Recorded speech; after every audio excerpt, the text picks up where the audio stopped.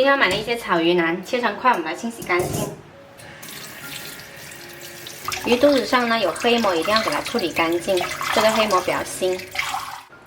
鱼块沥干水了，我们来腌制一下，加入姜跟葱、生抽、少许盐、1小勺胡椒粉、一些料酒、1大勺蚝油，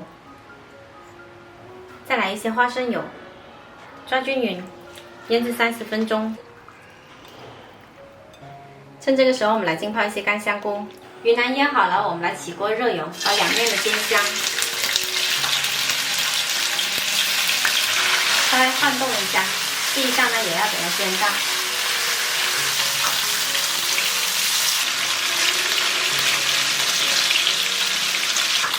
煎到两面金黄就先关火，放着备用。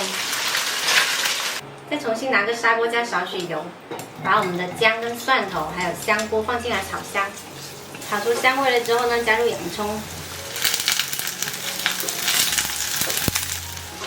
稍微翻炒一下，就把鱼块放进来，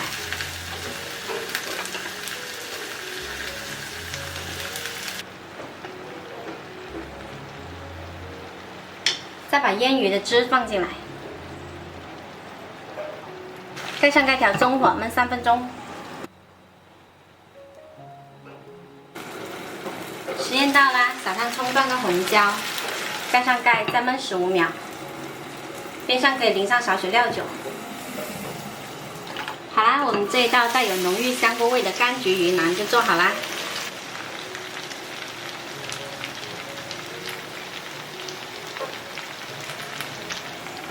喜欢的朋友可以试一下哦。